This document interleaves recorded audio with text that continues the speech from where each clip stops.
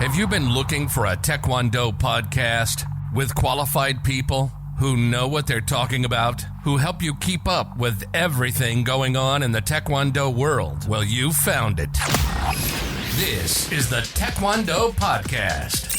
Taekwondo news, competitions and other events, training and sports science, keeping the fans, coaches, and high-performance athletes up to date with the latest news and trends on Olympic Taekwondo. Let's do this. This is the Taekwondo Podcast. And now your hosts, Coach César Valentim and Peter Nessler.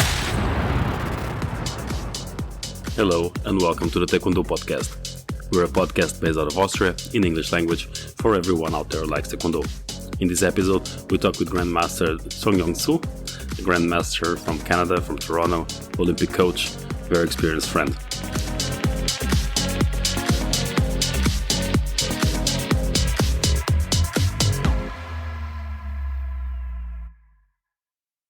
Welcome to our podcast. I'm Coach César Valentim. With me is Coach and Grandmaster Choung. Hi, sir. How are you? Fine, thank you. Thank you for your invitation. Well, it's very nice to have you here. This is the first episode of our second season, and no one else better to start the new season as a friend, a mentor, a grandmaster like you, sir. It's an honor to have you here. So for those out there who don't know who you are, would you mind telling us a little bit about yourself? My name is Choung, and I'm from Canada, and I live in Toronto right now. 42 years in Canada, and I'm originally from Seoul, Korea. So Canada and Korea, quite a big distance, but you've achieved an amazing life in Canada. Can you tell us a bit about how you started, how you ended up there, and what you've been doing the last 42 years? When I finished my athlete career, and my last career was Korea Marines team. And then after that, and then I became a coach. And then there was a lot of demand, and they want me to go to Canada. So I ended up with Canada and Toronto. I had a choice of Europe and Canada, but I chose Canada, one of the reasons. And Canada was less developed than Europe. So since that time, and it took 42 years and many stories in it. Well, I know you personally for a while, and I'm happy to say that I'm one of your friends, and it's listening to you in the offline of this podcast have been amazing stories. You've basically been to every Olympic Games. Yes, I did many Olympic Games, and started with 1988. It wasn't a main event, but demonstration sports. So 1988 Seoul Olympic and then 1992 Barcelona Olympic. And then also continuously, and then I produced Olympians and Sydney and Beijing and Greece, Athens. And then also London Olympic as well. And then last one is my participants in the Tokyo was one of the Olympian from Canada, Yvette Young, and then I had a chance. So we went to the Tokyo Olympic, was the last one. Well, yeah, it's an amazing and impressive curriculum. I think you're the only coach I know was in all the Olympics involved with Taekwondo as a coach. And then the thing, when you look at the Tokyo Olympics, especially the very most recent one, it was a different one. It was after the pandemic. It was pushed 1 year. It was all the restrictions. It was the first event with a total new ranking system. It was the selection for Yvette, number one in her world ranking, was quite troublesome, and you managed to have quite an interesting experience. How did the path all the way to the Tokyo Olympics went for you? How early did you know you were going to the Olympics, and how did you prepare for it? Even and myself, and then our target was Olympic, obviously, and then many coaches and then athletes, they chasing for the end, their dreams towards to the Olympic. However, Yvette is minus 46 originally, and she is in the minus 46 ranking number 1 in the world. However, in the Olympic ranking, it wasn't that high. So Olympic ranking was a minus 7 and the 6 ups and downs, and that depends on the game's result. However, and then we tried our best. And somehow, and at the end, and we couldn't make it, and they took one step before us. So we lost the chance for the just go without any continent selections. So, however, and then I got the news right after that, and then Oceania and their Finway first division was disqualified, so they couldn't make it. They couldn't produce. So obviously, and according to our rules, not our rules, WT rules, Olympic rules, and then whoever is highest rankers can participate. So we thought in the event it was automatically, but they just kept delayed and delayed and delayed. When I found out just 2 months before the Olympic, I couldn't believe, and then not before the surprise and the pressure of the participating in the Olympic, but it was just 2 months before, and we got the final note, and we could go. It was a little bit too hard on athlete and myself as well, because we gave it a lot. I can't believe that preparation and prioritization leading up to a 2 months event to peak at just 8 weeks away. It's an amazing amount of pressure to both the coach and athlete. And I congratulate you for to having the stomach to deal with these things, and especially the athlete to deal with the pressure. She's an amazing person, and I'm so happy that she got to go to Tokyo. After Tokyo, the Tokyo results were quite strange because the biggest powerhouses of Taekwondo, Korea, didn't got any gold medal. And of course, we knew that it would cause a storm and the entire landslide in the way Taekwondo is managed. We expected that. There was immediately talks about changing the system, changing the game. And it came a few months later that WT changed the competition format and the competition rules in a way that was never seen before. And now we have, since February, the best of 3 system. We have different fighting styles. We have different rules. They changed it, they improved it, they adapted in the last 6 months. Next week, we're recording this podcast still in August, but it's going to be published in September. So this week, we have already new rules. You are going to be at the Grand Prix with the new rules. What do you think about all these changes? And then way I look at it, all the way to the back, and then when they changed the rules, and very first, I understood, and then I agreed for the safety of the athlete, and then way of managing the games and the referees, and then fairness, all these things put together. So there's a lot of change was there. However, if there is a change, and then we have to give them the athlete and the coaches, they can prepare for this. Okay, and the changes, nothing is wrong if everybody agree and the majorities agree. However, we have to give them enough time to adopt, and then without the much enough chance or time, and then there will be a lot of confusions and a lot of disagreement, and then basically, and then we just making ourselves very negative, and then feelings, and our community is going to come out there. This podcast is supported by Hawken Dynamics. Hawken Dynamics believes that technology is most useful when it stays out of your way. That's why Hawken developed the world's first wireless force plate system with extreme usability. It is the quickest, easiest to use, and most robust solution on the market. It is trusted by all sports organizations, large and small, as well as tactical, military, and rehabilitation environments around the globe. It's force testing in the palm of your hand. Here at Wien Taekwondo Center, we use Hawken Dynamics to test and monitor our team. The cloud-based platform allows us to access data and publish a variety of reports on the go. My favorites are trend reports and, of course, weight reports, where I can monitor different metrics to view progress and identify performance indicators, or to compare weights to a baseline data range. I use it on a daily basis to identify readiness. A simple jumping test takes me less than a minute to assess the entire team. Having my own Hawken Dynamics force plates allows me to test reactive strengths, maximum strengths, rate of force development, asymmetry, and so much more. The real-time feedback on the app is useful not only for testing, but as a training tool, making it more accurate and at the same time more engaging for the athletes. If you are interested in learning more about Hawken Dynamics or getting your own, the team can be reached at info@hawkendynamics.com or on Instagram or Twitter @HawkenDynamics. This podcast is sponsored by First Beat Sports.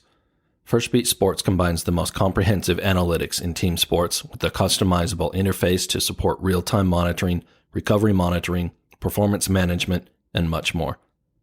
The result? Data-driven decisions that support your athletes and team training, recovery, and performance goals. First Beat Sports is trusted by professionals. Over 23,000 athletes representing over 1,000 teams around the world rely on the solution to train and plan with confidence on a team and individual level using HRV-based insights. For more information, please visit our website, firstbeat.com/sports. When talking about Taekwondo training, we need to talk about Athlete Analyzer. Athlete Analyzer is the first Taekwondo-specific athlete monitoring system. It is used by both national teams, regional squads and small clubs to maximize performance, prevent injuries and communicate with both athletes and trainer teams. Athlete Analyzer is a cloud-based system with a friendly smartphone app. You can plan and monitor every aspect of your training, even when you are not in the gym with your team. The easy-to-use video analysis tool is not like anything you've seen. It helps you understand your athletes and even their opponents, making this app the only tool you need to manage your team. Before I used Athlete Analyzer, I spent an absurd amount of time in front of the computer, creating spreadsheets and using half a dozen software solutions. I have athletes in my center, but also abroad, and with Athlete Analyzer, it's much easier to communicate, plan, and monitor their development. Now that I have extra time, I can focus on what matters, training my athletes, and it still leaves me some room to do other stuff, like this Taekwondo podcast. Athlete Analyzer offers you a 2 weeks free trial. Visit them at athleteanalyzer.com to sign up, or click on the link in the episode's description. To get the most of your free trial, I recommend you first book a free personal demonstration with Nicholas. It will give you a great insight of what Athlete Analyzer has to offer you and your team.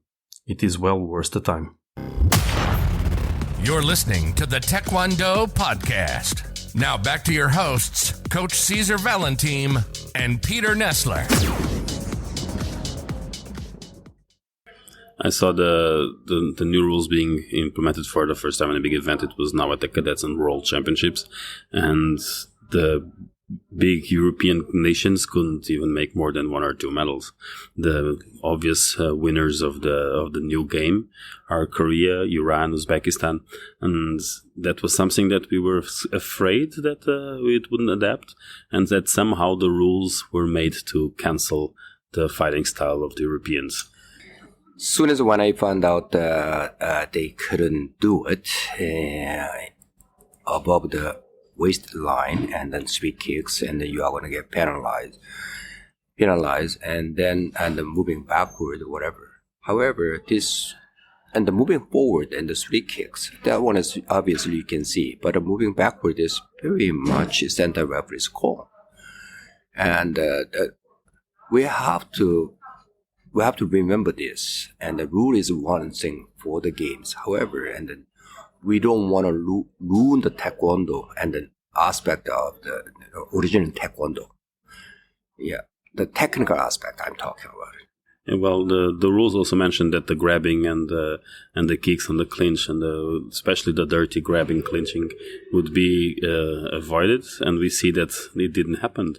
That the referees let you do a game that is mostly grabbing and pushing, and no longer the kicks or the action that they wanted it to do with the new rules.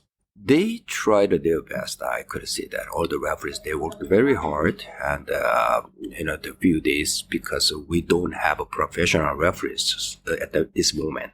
All other sports, they have a professional referees, so they just work with that, make a living with it.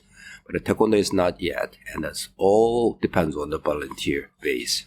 However, and they've been participated in these games, many games and many years, and then they getting better and better and better, and then I cannot doubt for that. However, and still we made rules and tried for the fairness, but right now the referee has a lot of power to make something happening, and then if I'm the center referee, And then I'll be honest with you, I don't know, can I be really fair?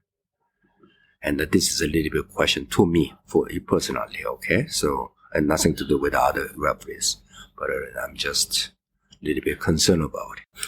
I think that the good referees, the ones that are closer to becoming professional referees, they do have very good fairness. What worries me is that we know we have a lot of events. Every week we have big G tournaments with 60, 70 referees, and it's impossible to get in every event professional referees, and you will get some that will not be able to basically be fair to both sides.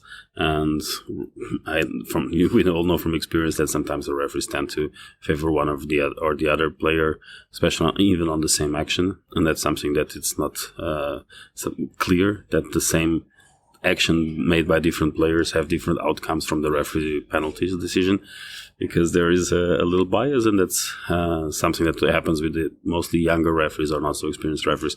And I think that it's something that will be fixed. The question with the rules, going back to the World Championships now in juniors, because it was the biggest event with the new rules. Why do you think Uzbekistan, Korea, and Iran managed to go so well with the new rules, while the Europeans that work so intensively on studying and learning the rules couldn't make it? First of all, I don't mind to say, and Korea, Uzbekistan, and Iran, and their fundamental is really solid. So whoever has a great fundamentals, and then when they comes to adopt some new rules, and they know how to handle it. But some people, they use for great advantage of the physical, which is taller than the others, bigger than the others, even the same weight division, and some of them is obviously very different body types, and we can see that. So when they used to have just touching the head, and then it doesn't matter and what kind of impact, and then as long as you touch first and the point comes out, and then that's not much to do with the techniques, way I look at it. But new rules, they try to avoid those things. And the grabbing is, you try not to grab it, is absolutely, that is the right way to do it.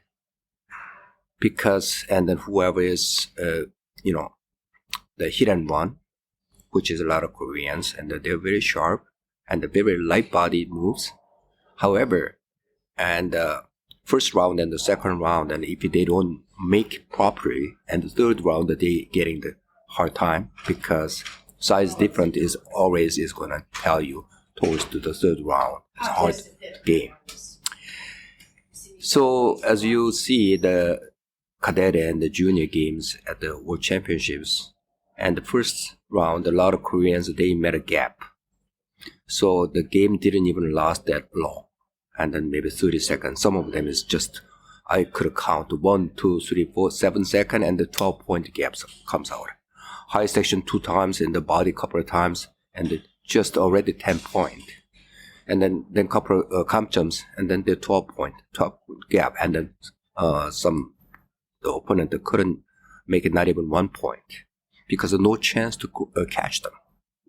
So there's good and the bad things, but I think a lot of countries, and they scare about it. Do you think that the difference on the fighting style will also transcend to the seniors? It will always be like, it also be like that? Do you think these World Championships in Guadalajara, they will be like that? Seniors are a little bit different, because the seniors are more experienced and they prepared. So when you come to the senior level, and it doesn't really matter, and they are very good at it, they are already experienced, and the time and the distance matters. Timing and the distance matters is very important, and that they know how to kick properly and punches. So juniors and then cadets, less experienced ones, has more problems with those. Deal with somebody's really equipped. So I guess we, as coaches, we have to go back to the fundamentals, especially with the younger ones. Huh? Absolutely. I always believe, and then if we concentrate more and then spend more time, maybe their development is a little bit slow than they're like quick. However, and when we look at for the long-term athletic development. And then I think that's the better. And we spend more time for the fundamentals. It's funny to talk about long-term athlete development, being a Canadian, of course, the system developed in Canada. Is there something that you as a coach in your dojang do differently that no one else is doing? No, I don't have any secret, and there is no such a thing as a secret. However, how determined and then how desperate you wanted to have, and then maybe just a half crazy is maybe not enough, and you have to be completely. So eventually, in the future, down the future, and then a level of competitors is going to be divided with pro level and then amateur level. You think the dichotomy will really be increasing, like there will be more separation of the pros and the amateurs in the near future? I look at it that way, and then maybe they don't get paid. However, and the level of differences, gap is that much different. And now it's more and more and more, because a lot of people say, and Taekwondo high performance elite level is just only handful. I don't think so, because they forgot, and the world population is grow double, triple compared to the 20, 30 years ago. So maybe you give it up doesn't mean your people around you they are going to give it up. Okay. Well, thank you, sir. It was a pleasure having you here.